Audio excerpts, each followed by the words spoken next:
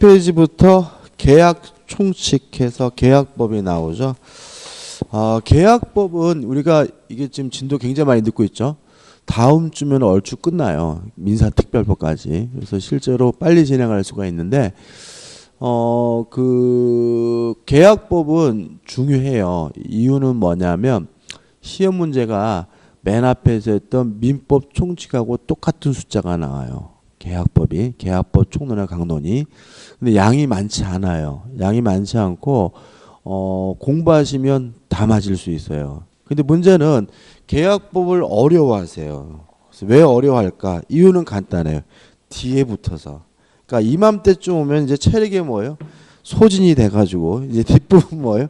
대충 보는 경향이 있어요. 그래서 이게 약간 그럴 뿐이지 어렵지 않습니다. 어렵지 않고 조금만 신경 쓰면 다 맞을 수 있는 부분이고 양에 비해서 문제도 뭐죠? 많이 출제되는 부분이니까 확실하게 내 것으로 만드셨으면 좋겠어요. 빨리 들어오세요. 왜 안 들어오셔? 456페이지 계약의 의의와 계약자의 원칙입니다. 일단 계약의 의의가 뭐예요? 승낙을 얻어야 성립하는 법률 행위가 뭐죠? 계약이죠. 그 다음 2번 계약자의 원칙입니다. 자, 무슨 말이죠? 어차피 상대방으로부터 뭘 얻어요? 승낙을 얻어서 하는 것이니까 나쁜 짓만 아니면 뭐든지 할 수 있다. 이게 뭐예요? 계약 자유의 원칙인데 그리고 이런 의미가 되겠죠. 예를 들어서 땅이 있어요. 왜 안 들어오시지? 땅이 있는데 갑의 소유예요. 갑이 땅을 팔까 말까 고민 중이거든요. 물론 팔지 말지는 누구 마음이에요? 갑 마음이겠죠. 그것이 좌측 밑에서부터 네 번째 조건 1. 계약 체결의 자유죠. 체결할지 말지 땅 팔지 말지 누구 마음이죠? 갑 마음이다. 그죠? 갑이 땅을 팔겠다고 결심을 했어요. 그랬더니 을도 사겠다고 하고 병도 사겠다고 하고 정도 사겠다고 해요. 그러면 누구한테 팔지 누구 마음이죠? 갑 마음이죠. 그것이 뭐예요? 2번 상대방 선택의 자유인 거죠. 자, 갑이 을과 만나서 매매하기로 계약을 이렇게 을에게 팔기로 결심을 했어요. 그러면 요 계약의 내용은 뭐 을에게 팔지 할지는 누구예요? 갑과 을이 알아서 결정하겠죠. 그것이 뭐죠? 3번 내용 결정의 자유죠. 그 다음에 1억에 팔겠다라고 정했어요. 근데 계약서를 꼭 써야 되나요? 쓰기 싫으면 안 쓰면 되는 거죠. 깜부하면 되는 거죠. 다시 말하면 계약서를 쓸지 말지 누구 마음이에요?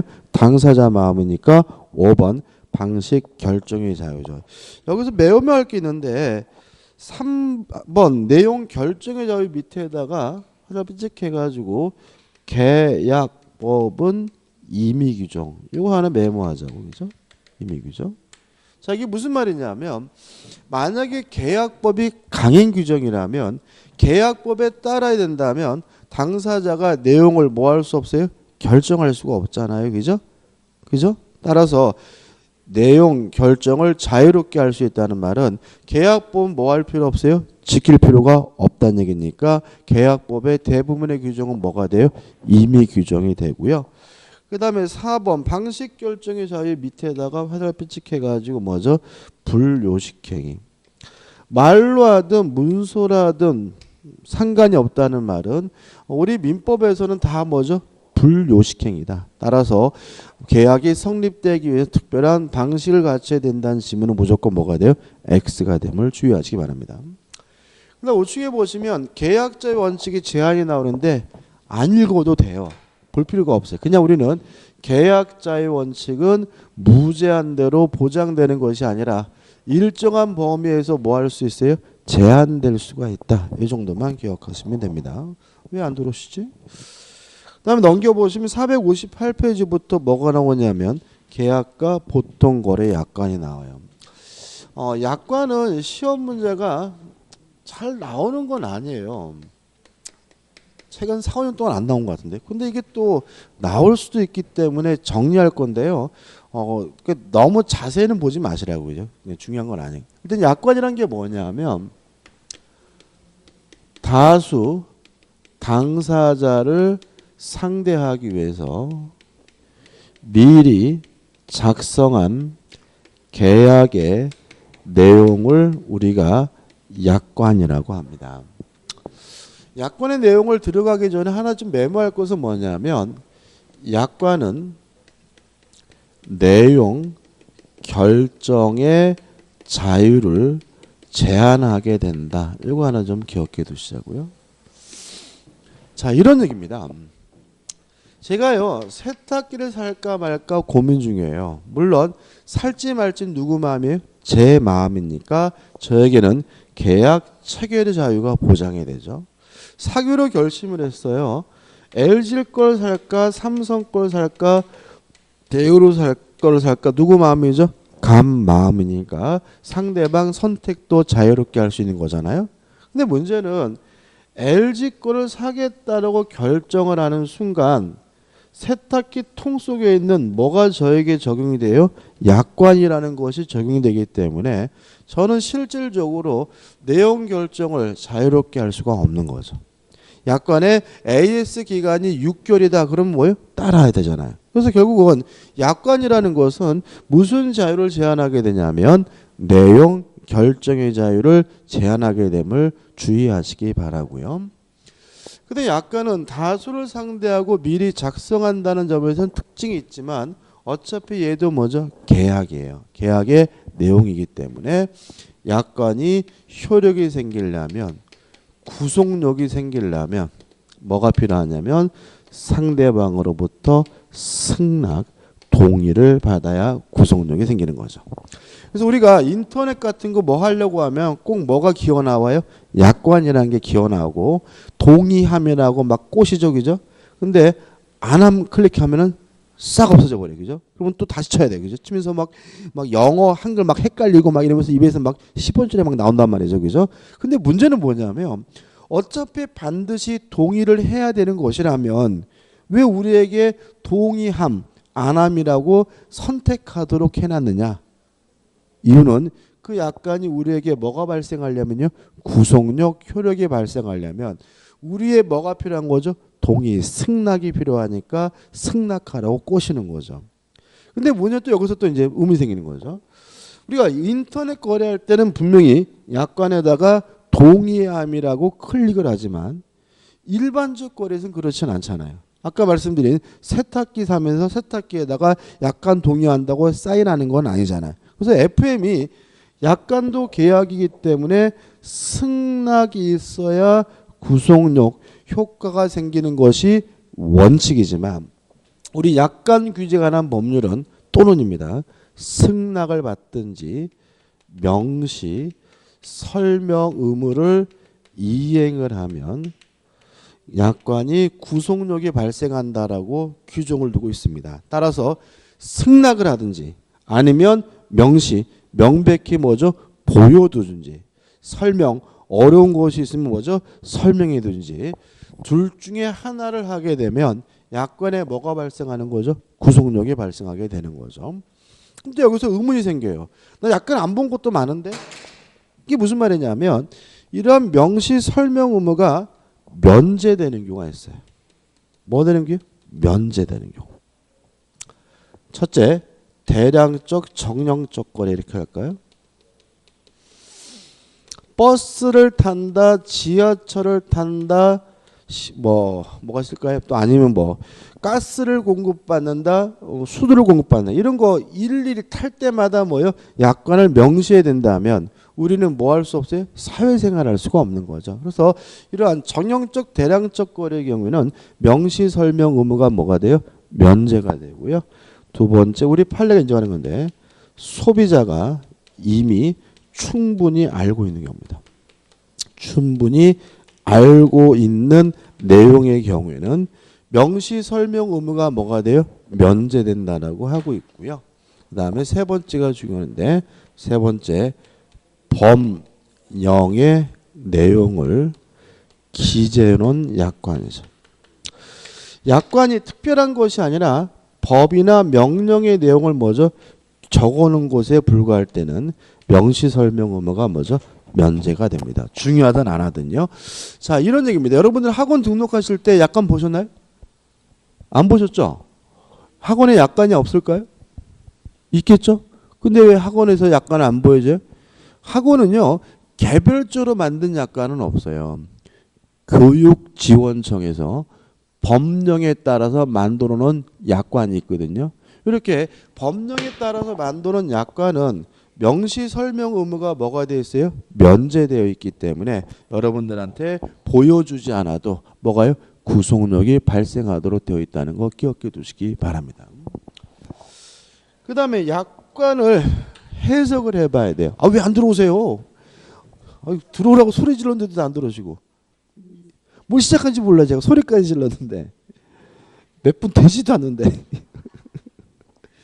자, 약관의 아까 1000시간도 늦게 오셔서 맛분 못 드셨으면서 약관을 해석해 봐야 돼요.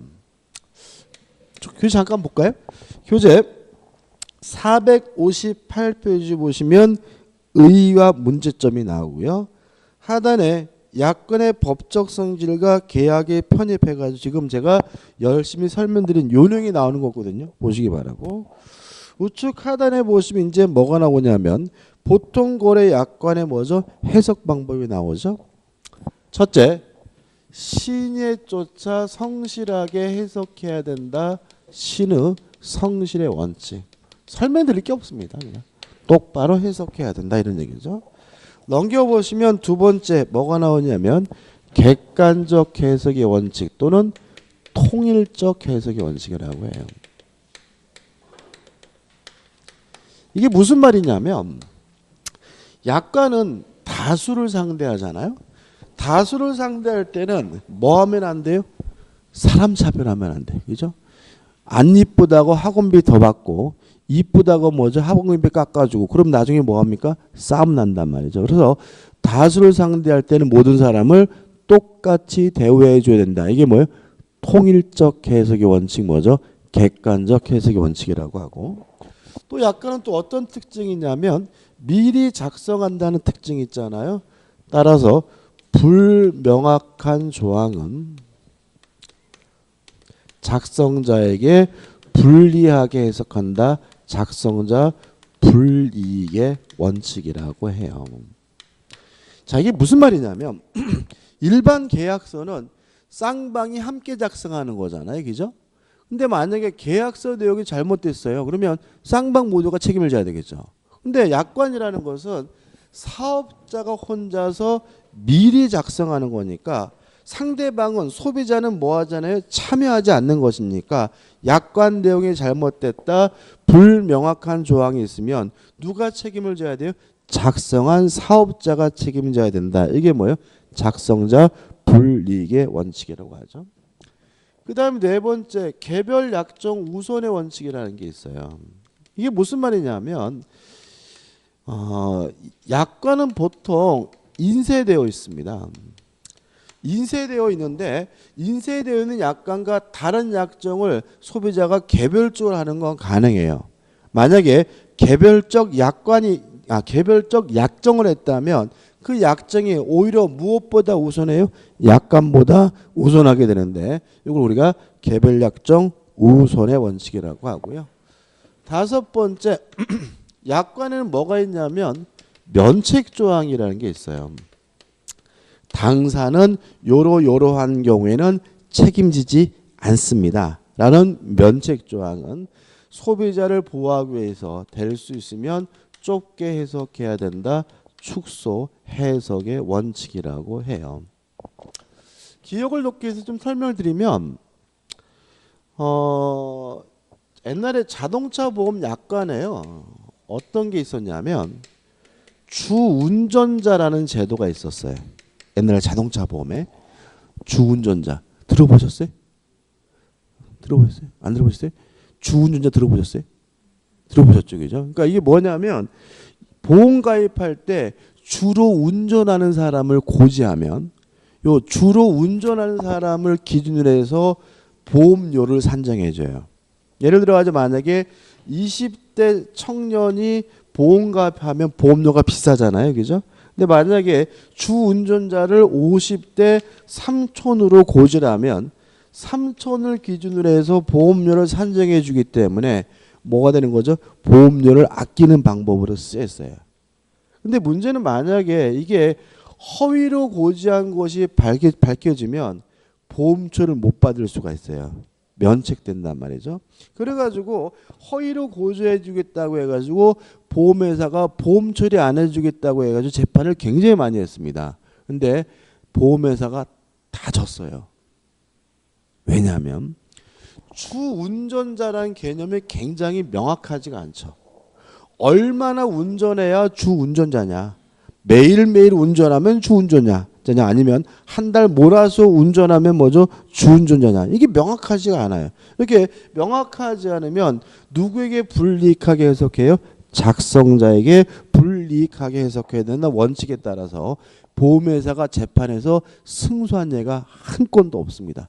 다 뭘 해줬냐면 보험 처리를 해줬어요. 그래서 지금은 뭐로 바뀌었죠? 연령으로 바뀌었죠. 그래서 지금은 34세 이상 운전 특약, 그죠? 40세 운전 이렇게.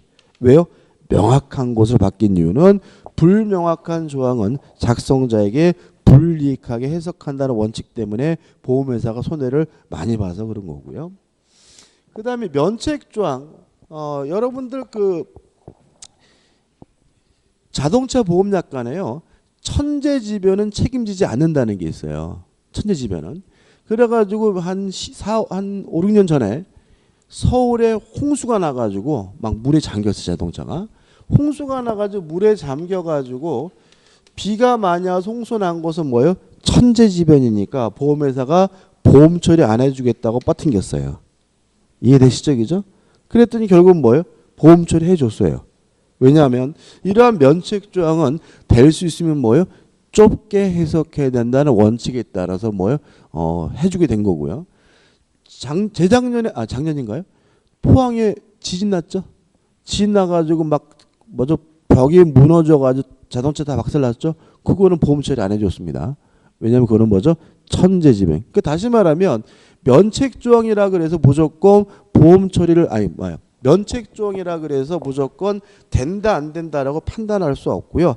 개별적으로 사례적으로 뭐죠? 따져보게 되는데 이유는 면책조항은 될 수 있으면 뭐죠? 좁게 해석해야 된다는 원칙에 따라서 따지게 되는 것이죠. 아무튼 이러한 5가지 해석 방법 가지고 해석을 했는데 불공정해요. 불공정한 약관 조항은 뭐죠? 무효입니다. 다시 말하면 소비자에게 지나치게 불리하고 사업자에게 지나치게 유리한 약관 조항은 불공정한 약관 조항은 뭐가 되는 거죠? 무효인 거예요. 근데 유의하실 것은 약관은 일부분이 무효면 전부가 무효인 것이 아니라 그 부분만 무효가 된다는 거 주의하시기 바랍니다. 다시 말하면 일부가 무효면 전부가 무효라는 민법 규정이 어디에는 적용되지 않아요? 약관에는 적용되지 않습니다. 약관은 일부가 무효면 그 부분만 무효인 것이 원칙임을 주의하시기 바라요. 끝이에요. 우측에 보시면 뭐가 있죠? 대표예제가 있죠. 풀어볼게요. 계약 자유 원칙에 대한 설명 중 가장 타당하지 않은 것은 1번 계약 자유 원칙은 우리 민법의 기본 원칙의 하나이다. 맞겠죠? 2번 채약 강제나 계약 체결 및 채약 강제는 계약 체결 및 계약 상대방 선택의 자유에 대한 제한이다. 맞겠죠? 3번 약관에 의한 계약은 계약 내용 및 상대방 선택의 자유에 대한 제한이라고 할 수 있다. X죠. 약관은 무슨 자유? 내용 결정의 자유를 제한할 뿐이죠. 다시 말하면 제가 LG 거 살 건지 삼성 거 살 건지는 누구 마음이에요? 제 마음이니까 상대방 선택의 자유는 아직도 뭐가 되고 있는 거예요? 보장이 되어 있는 거고요. 뭐가 제한될 뿐이죠? 내용 결정의 자유가 제한될 뿐이기 때문에 답은 뭐죠? 3번이 되는 거죠. 4번은 뭐 의미 없고 5번도 한번 보시기 바랍니다. 넘겨보시면 이제 뭐가 나오죠? 계약의 종류가 나와요. 일단 전형계약, 비전형계약. 민법에 나열되어 있는 계약은 뭐죠? 전형계약. 민법에 없는 것은 뭐죠? 비전형 계약이. 현재 우리 민법에는 15가지 전형 계약이 있고요. 여기서 시험 문제에 나왔던 것은 뭐가 나왔냐면 중개 계약이 나왔죠. 중개 계약은 전형 계약이겠어요? 비전형 계약이겠어요? 자, 민법에 나열되어 있는 계약은 뭐예요? 전형 계약. 민법에 없는 계약은 뭐예요? 비전형 계약이에요. 중개 계약은 중개사법에 나오는 거잖아요. 민법에 없잖아요. 그러니까 뭐가 돼요? 비전형 계약 이렇게 되는 거죠. 민법을 기준으로 한다 이거죠. 2번 쌍무계약, 편무계약, 3번 유상계약, 무상계약이 나오죠. 자, 한번 생각을 해보죠. 쌍무계약이 뭐냐 하면 쌍방 모두에게 채무가 발생하는 계약이 뭐죠? 쌍무계약이고 한쪽 당사자에게만 한쪽 편에만 채무가 발생하는 계약은 뭐죠? 편무계약입니다. 예를 들어서 갑이라는 사람이 A라는 건물을 가지고 있는데 을과 만나서 매매 계약을 하면 을은 갑에게 대금을 지급해야 될 뭐가 생겨요? 채무가 생기고 갑은 을에게 건물을 넘겨줘야 될 채무가 생기니까 매매 계약은 쌍방 모두에게 채무를 발생시킨다. 무슨 계약이죠? 쌍무 계약이죠. 근데 만약에 갑이 요 A라는 건물을 을에게 증여하기로 했다면 을은 꽁꼬로 받는 것이니까 을에게는 아무런 채무가 없고요. 갑만 건물을 넘겨줘야 될 뭐가 있어요? 채무가 있으니까 증여와 같은 계약은 한쪽 편에만 채무가 있다. 무슨 계약이죠? 편무 계약이 되는 거죠. 여기서 어떤 논리가 나오냐면 매매와 같은 유상 계약은 쌍무 계약이고 증여와 같은 무상 계약은 편무 계약이라는 논리가 생겨요. 그래서 실제로 여러분들 책을 보실 때 쌍무 계약하면 왠지 어렵게 느껴지잖아요. 그죠? 그때는 뭐로 바꿔서요? 유상 계약으로 바꾸고 편무 계약하면 뭐죠? 무상 계약으로 바꿔서 접근하시면 이해가 편해요. 근데 문제는 이것이 완벽히 일치되지는 않아요. 왜 그러냐면 현상 광고라는 계약은 유상인데도 불구하고 얘는 뭐냐면 편무 계약이에요. 그래서 모든 유상 계약이 쌍무 계약이다 그러면 X예요. 모든 편무 계약이 무상 계약이다 그럼 뭐예요? X예요. 이거 굉장히 헷갈립니다. 헷갈리는데 이걸 헷갈리니까는 어떻게 기억하시는 게 좋냐면 이렇게 기억하세요. 그냥 유상 계약은 무슨 계약이에요? 쌍무 계약이고 무상 계약은 뭐예요? 편무 계약인데 현상 광고는 유상인데도 불구하고 뭐죠? 편무 계약이다. 이렇게 나눠서 기억해 두시는 게 편합니다. 우측에 4번 낙성 계약, 요물 계약이죠. 자, 이런 문제입니다. 갑이 을에게 청약이라는 의사를 표시했고요. 을이 좋다 내가 네 뜻대로 하겠다라는 승낙이라는 의사를 표시했어요. 요것만으로 성립하는 계약을 낙성 계약이라고 합니다. 앞에 뭐죠? 승자가 빠져 있는 거예요. 그래서 승낙만으로 성립하는 계약, 의사의 합치만으로 성립하는 계약을 우리가 뭐죠? 낙성 계약이라고 하고요. 이에 반해서 승낙 외에도 일정한 물건이나 행위가 요구되는 계약을 우리가 뭐라 그러냐면 요물 계약이라고 해요. 다시 한번요. 승낙만 있으면 성립하는 계약은 뭐죠? 낙성 계약. 일정한 물건이나 행위가 있어야 성립하는 계약은 뭐죠? 요물 계약입니다. 우리 민법은요. 낙성 계약이 원칙이에요. 그래서 우리가 배우려고 하는 매매다, 교환이다, 임대차 같은 계약은 다 뭐냐면 낙성 계약이에요. 그럼 요물 계약이 뭐가 있느냐? 매매 계약은 낙성 계약이지만요. 계약금 계약은 실제로 계약금이 지급해야 성립되는 뭐죠? 요물 계약이고요. 임대차 계약은 낙성 계약이지만 보증금 계약은 실제로 지급해야 성립되는 뭐죠? 요물계약이고요. 그뿐만 아니라 돈 대신 물건으로 갚는 대물변제도 요물계약이고 또 현상광고도 요물계약입니다. 요 요물계약의 종류 네 가지는 기억해 두시면 문제 풀 때 아주 요긴하니까 좀 기억해 두시기 바랍니다. 그 다음에 5번 계속적 계약, 일시적 계약, 매매나 교환이나 증여처럼 시간의 경과가 요구되지 않는 계약은 일시적 계약이고요. 임대차, 사용대차, 수배대차처럼 계약이 성립되기 위해서 일정한 시간의 경과가 요구되는 계약은 뭐죠? 계속적 계약이고요. 6번 본계약, 예약. 본계약을 미리 체결하기로 약속하는 것이 뭐죠? 예약이 되겠죠. 대표 예제입니다. 계약의 유용에 관한 설명으로 옳은 것은 1번 부동산 매매계약은 뭐죠? 유상이죠. 근데 무슨 계약이에요? 낙성계약이니까 요물계약이다. S죠. 2번 중개계약은 민법상 전형계약이다. X죠. 중개계약은 어디 나온다고요? 중개사법. 민법에는 없어요. 비전형계약이죠. 3번 부동산 교환계약은 무상. 교환은 뭐죠? 유상이죠. 또 계속적 계약도 아니에요.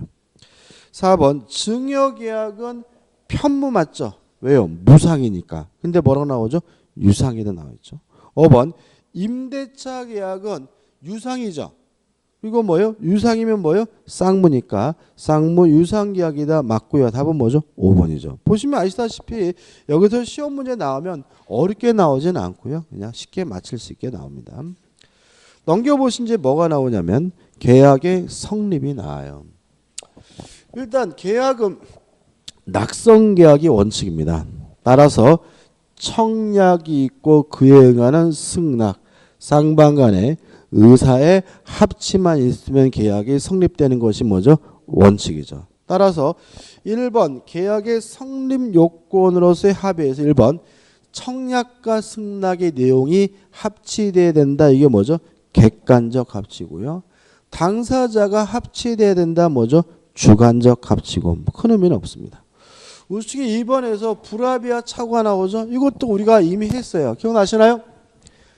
착오 문제가 되려면 규범적 해석이어야 한다. 기억나시죠?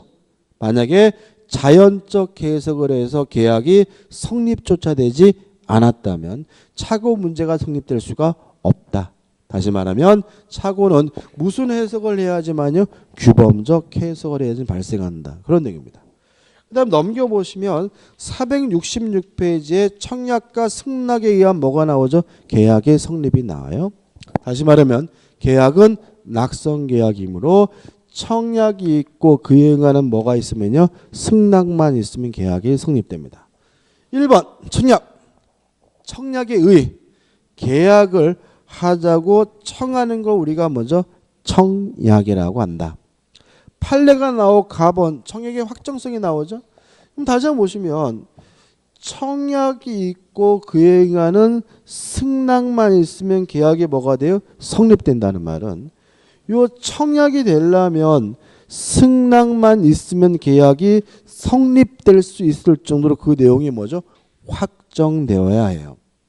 만약에 그 정도에 이르지 않았다면 답은 청약의 뭐죠? 유인인 겁니다. 다시 말하면 청약이란 승낙만 있으면 계약이 성립될 수 있을 정도 내용이 확정되어야 하고요. 그 정도에 이르지 않았다면 그것은 청약이 아니라 뭐죠? 청약의 유인인 거죠. 우측에 2번 청약의 효력 의사표시입니다. 따라서 언제요? 상대방에게 도달하게 되면 뭐가 생겨요? 효과가 생기고 또 발신 후 도달하기 전에 청약자가 사망하거나 제한 능력자가 되더라도 아무런 영향을 미치지 않고요. 그 다음에 4번 청약이 구속력 해가지고 527조 청약은 이를 철회하지 못한다고 나와 있죠. 특별한 규정은 아니에요. 청약도 의사표시니까 상대방에게 도달된 후에는 더 이상 뭐하지 못해요? 철회하지 못한다. 왜요? 도달하게 되면 뭐가 생겨요? 효과가 생기니까요. 근데 내용을 보시면 구성 내용의 내용에서 1번 승낙기간을 정한 경우 넘겨보시면 승낙기간을 정하지 않은 경우에서 복잡하게 나와요. 자, 한번 생각을 해보죠. 이런 문제입니다. 청약을 할 때요. 승낙할 수 있는 기간을 정해서 청약하는 경우도 있고 승낙기간을 정하지 않고 청약하는 경우도 있겠죠. 우리 집 1억 원에 살래? 살 거면 3월 20일까지 얘기해 줘야 돼. 승낙기간을 뭐예요? 정할 수도 있고 아니면 그냥 우리 집 1억 원에 살래라고 승낙기간을 정하지 않을 수가 있거든요. 근데 만약에 승낙기간을 정해줬다면 그 기간 내에 승낙을 도달시켜야 승낙기간 내에 도달시켜야 계약이 뭐가 되냐면 성립이 돼요. 따라서 그 기간 내에는 청약의 의사표시를 뭐 하지 못하는 거냐면 철회하지 못하는 거예요. 무슨 말인지 아시겠나요? 자, 청약을 하는데 청약이 도달이 되면 도달된 후에는 뭐 하지 못해요? 철회하지 못해요. 언제까지요? 승낙기간이 정해졌다면 그 기간 동안은 뭐 하지 못해요? 철회하지 못한다. 왜냐하면 승낙기간이 정해져 있다면 그 기간 내 승낙을 도달시킴으로써 상대방이 계약을 성립시킬 뭐가 있는 상태예요?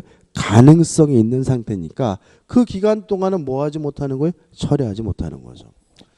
또 승낙기간이 정해져 있지 않다면 상당한 기간 내에 승낙을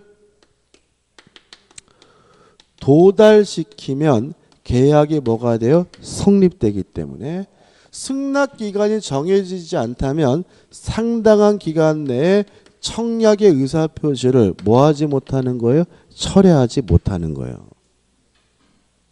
다시 말하면 승낙기간이 정해져 있다면 그 기간 내에 상대방이 승낙시킴으로써 계약을 뭐 할 수 있어요? 성립시킬 수 있으니까 그 기간 동안은 뭐 하지 못해요? 철회하지 못하고 승낙기간이 정해져 있지 않다면 상당한 기간 내에 승낙을 도달시킴으로써 계약을 성립시킬 수 있으니까 상당한 기간 동안은 뭐 하지 못해요? 철회하지 못한다. 이런 얘기인 거죠. 그 다음에 C번 구속력이 배제되는 경우는 읽어보시면 되고 D번 청약의 존속기간에서 또 1. 승낙기간을 정하여 청약한 경우 2. 승낙기간을 정하지 않아요 청약한 경우 반복적인 내용이니까 한번 읽어보시면 될 것 같고요. 우측에 바로 뭐로 들어갑니까? 승낙으로 들어갑니다. 의 한번 읽어보시면 될 것 같고 가번 승낙의 상대방은 누구냐면 청약자죠. 누구한테 승낙해야 돼요? 청약자에게 승낙을 해야 된다. 나번 변경을 가한 승낙은 승낙이 아니라 뭐죠? 새로운 청약입니다. 예를 들어서 1억 원에 살래라고 청약을 했더니 8천만 원에 살게라는 말은 1억에 안 사겠다는 얘기죠. 다시 말하면 거절과 동시에 새로운 청약을 한 것으로 간주가 됨을 주의하시기 바라고요. 넘겨보시면 2번 승낙에 효력해가지고 승낙기간이 정해진 경우 정하지 않은 경우에서 요 내용이 또 나와요. 한번 읽어보시고 근데 문제는 우측에 보시면 나 해가지고 중간에 승낙의 효력 발생 시기에 A 격지자 간의 계약 성립 시기에서 격지 간의 계약은 승낙의 통지를 발송한 때 성립한다. 발신주의 나오고 밑에 뭐가 나와요? 문제점이 나와요. 자, 이게 무슨 말이냐면 자, 일단 계약이 성립되는 시점은 언제냐면 승낙의 발신시라고 민법에 규정을 두고 있어요. 왜 그러냐면 의사표시 원칙적으로 도달주의지만 답장은 뭐죠? 발신주의죠. 그래서 청약에 대한 답장인 승낙은 뭐예요? 발신주의고, 그 다음에 계약은 무슨 계약이 원칙이죠? 낙성 계약이 원칙이니까 승낙만 있으면 성립하는 거잖아요. 근데 승낙은 언제 한 거예요? 승낙을 발신한 때 한 거니까 계약이 성립되는 시기는 승낙은 뭐죠? 발신 시 계약이 뭐가 되는 거예요? 성립되는 거예요. 교재 문제점이나 나와 있는 이유는 뭐냐면 요것 때문이죠. 자, 승낙 기간이 정해져 있다면 그 기간 내에 도달이 돼야 계약이 뭐가 돼요? 성립되는데, 계약이 성립되는 시기는 도달한 때가 아니라 뭐죠? 발신한 때라고 되어 있으니까 요 위아래가 뭐처럼 보여요? 모순된 것처럼 보인다는 거죠. 이것을 어떻게 해결할 것이냐에 대해서 우리 판례는 이렇게 이해합니다. 승낙 기간 내 부도달을 해제 조건으로 해서 승낙의 발신 시 계약이 성립된다라는 것이 우리 판례고 통솔의 입장입니다. 자, 해제 조건이란 건 뭐냐면 조건이 성취가 되면 효과가 없어지는 게 뭐죠? 해제 조건이잖아요. 그럼 결국 무슨 말이냐면 일단 승낙을 발신하는 순간 계약이 성립되고 뭐요? 유효한데 승낙 기간 내에 도달하지 못한다면 성립했던 계약 효과가 어떻게 해요? 없어져 버리는 거다. 이렇게 이해하는 것이 우리 판례 입장이에요. 갑이 을에게요 청약을 하면서 예를 들어서 3월 20일까지 승낙해다오 승낙 기간을 정했어요. 그래서 을이 갑에게 좋다 내가 네 뜻대로 하겠다라고 승낙을 언제 했냐면 발신했냐면 3월 12일 날 발신했고요. 언제 도달했냐면 3월 19일 날 도달했다면 승낙 기간 내에 도달됐으니까 계약이 뭐가 돼요? 성립이 되는데 그 시점은 3월 19일이 아니라 뭐죠? 3월 12일이라는 거죠. 따라서 승낙을 발신하는 순간 3월 12일 날 이미 계약이 뭐가 돼요? 성립되는 거예요. 만약에 3월 21일 날 도달해서 승낙 기간 내에 뭐 하지 못했어요? 도달하지 못했다면 해제 조건이라는 말은 성립했던 계약의 효과가 어떻게 해요? 없어져 버리는 거다. 이런 얘기인 거예요. 헷갈린다면 그냥 나눠서 기억하시면 돼요. 승낙 기간 내에 도달해야 계약이 뭐가 돼요? 성립됩니다. 다만 그 시기는 도달한 때가 아니라 뭐죠? 발신한 때다. 이렇게 나눠서 기억하시면 돼요. 다시 한번요.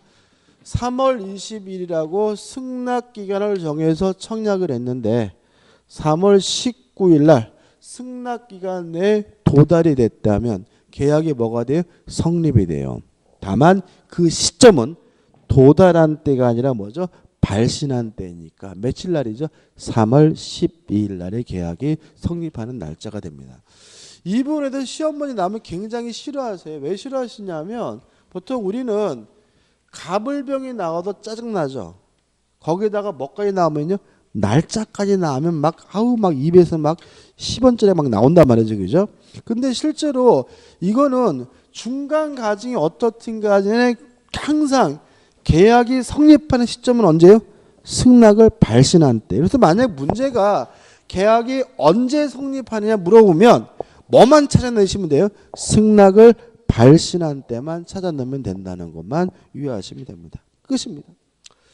그 다음 넘겨보시면 472페이지에 계약의 경쟁체계에 나왔는데 가입표예요. 보실 필요 전혀 없습니다.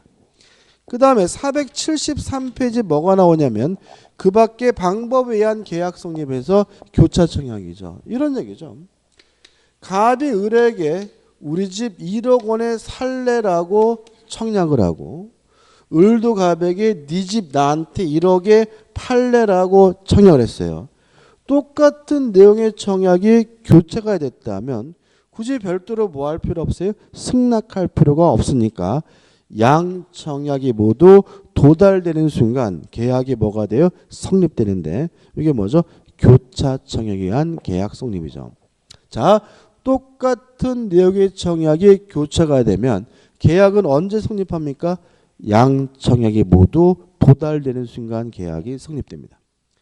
그 다음에 2번 의사 실현에 의한 계약 성립이라는 것은 뭐냐면 승낙을 꼭 말로 할 필요는 없다는 얘기죠. 넘겨보시면 요건이 나오는데 중요한 건 아니고, 자, 이런 문제입니다. 제가 길을 가는데 포장마차에서 오뎅을 팔아요. 별말 없이 먹었어요. 먹었더니 아줌마가 가려고 할 때 아저씨 오뎅값 주세요라고 할 때 아줌마 제가 언제 오뎅 사겠다 그랬어요 아줌마? 이 아줌마 웃긴 아줌마네라고 할 수는 없다. 왜냐하면 제가 사겠다고 말은 안 했지만 오뎅을 먹는 것이 뭐죠? 사겠다는 뜻인 거죠. 다시 말하면 승낙을 꼭 말로 해야 되는 것이 아니라 승낙으로 볼 수 있는 행위가 있으면 그것만으로 계약이 성립되게 되는데 이게 뭐예요? 의사실현에 의한 계약 성립인 거예요. 유의하실 것은 제가 오뎅을 먹는 순간 계약이 성립되는 거예요. 그 아줌마가 안때 계약이 성립되는 것은 아니다. 그죠? 그래서 교재 마지막에 3. 계약의 성립식이 이렇게 나왔죠. 의사실현으로 계약이 성립하는 것은 승낙의 의사표 인정되는 사실이 있는 때이다. 오뎅을 먹는 순간이다. 청약자가 그 의사실현 사실을 안 때가 아니다. 그 아줌마가 오뎅 먹었다는 사실을 뭐죠? 안 때가 아니라 먹는 순간 계약이 성립되는 것임을 주의하시기 바랍니다. 대표적으로 풀어볼게요. 계약의 성립에 관한 설명으로 틀린 것은 1번. 청약은 그에 대한 승낙만 있으면 계약이 성립하는 구체적 확정적 의사표시여야 한다. 맞고요. 그 정도가 아니라면 청약이 아니라 뭐죠? 청약의 유인이죠. 따라서 2번. 아파트 분양 광고는 청약의 유인의 성질을 갖는 것이 일반적이다. 맞죠? 왜냐하면 광고 자체는 뭐예요? 구체적이진 않죠. 3번. 당사자 간에 동일한 내용의 청약이 상호 교차된 경우 양 청약이 상대방에게 발송한 때 계약이 성립한다. X. 양 청약이 모두 도달됐을 때 계약이 성립되므로 답은 뭐죠? 3번이 되는 거죠. 4번. 승낙자가 청약에 대하여 조건을 붙여 승낙한 때 변경을 가한 승낙이죠. 거절과 동시에 뭐죠? 새로운 청약을 한 거죠. 따라서 그 청약의 거절과 동시에 새로 청약한 것으로 본다. 맞는 질문이죠. 5번. 청약자가 미리 정한 기간 내에 이 일을 하지 않으면 승낙한 것을 본다는 뜻을 청약 시 표시했다면 무효예요. 자, 왜냐하면 승낙할지 안 할지는 오로지 누구 마음이에요? 승낙자의 자유인 것이고요. 청약자 그것을 뭐 할 수는 없어요?